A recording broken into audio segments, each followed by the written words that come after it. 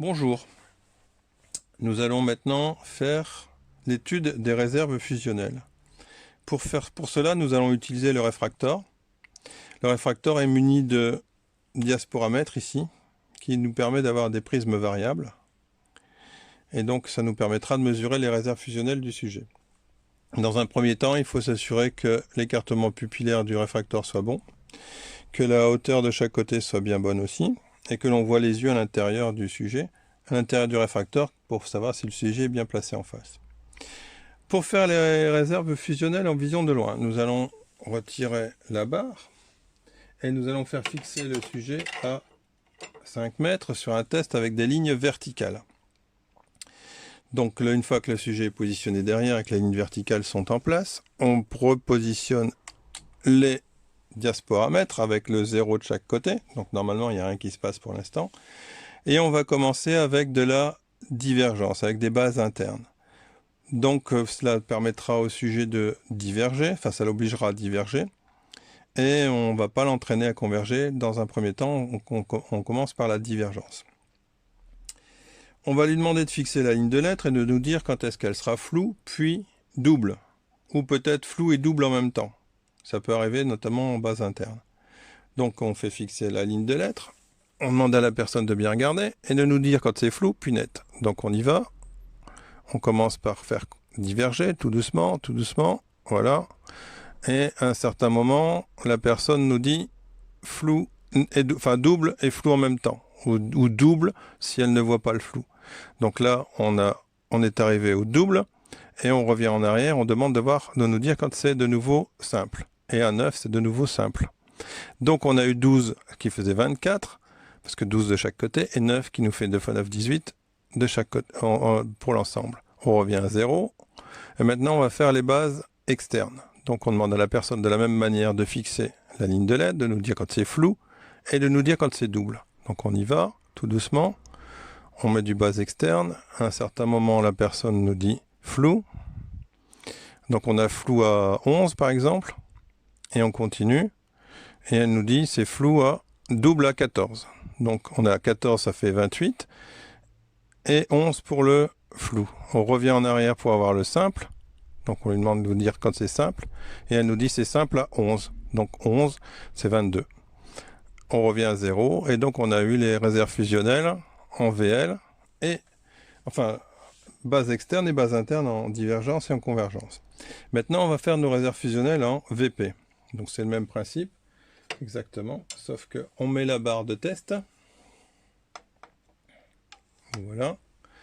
On met la convergence VP sur le réfractor, voilà, et on recommence pareil. Donc, on lui demande de bien fixer les lettres sur le test avec une ligne de lettres verticale, et on y va. On lui demande de nous dire quand c'est flou, puis double.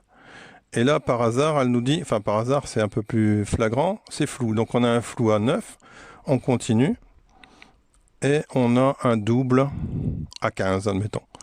Donc 15 et 15, 30. C'est des valeurs totalement farfelues, hein, j'ai personne en face de moi. On revient, on demande de dire quand c'est simple, et la personne nous dit c'est simple à 9. Donc on a recouvrement en vision simple à 9, donc 18. On revient à 0, donc on a fait nos bases internes. Maintenant on va faire nos bases externes.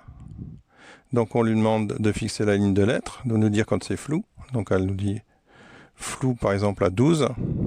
On continue. Et elle nous dit double à 15, donc c'est 30 et 24. On revient en marche arrière, on demande de dire quand c'est de nouveau simple, et c'est simple à 12, donc c'est 24, et on revient à 0. On a fait nos mesures en vision de près. Donc, c'est pas très long, ça va quand même, c'est relativement facile. Nos réserves fusionnelles se mesurent et peuvent se quantifier sur une ligne comme ceci. Donc par exemple, on a le 0 qui est là, on a les bases internes ici, la divergence, on arrive par exemple ici à moins 8. Le bris, enfin le double et le flou se trouvent au même endroit, en vision de loin. Pour la convergence, on a le flou d'abord, par exemple ici à 10, et le dédoublement à 12, valeur totalement inventée. Pour les valeurs moyennes attendues pour les réserves fusionnelles en VL, on a généralement moins 10 en base interne et 10 en base externe. le 10, ici, c'est le flou, mais c'est le flou qui compte. Attention, c'est pas le double, parce qu'ici, c'est la première position où la personne ne voit pas bien.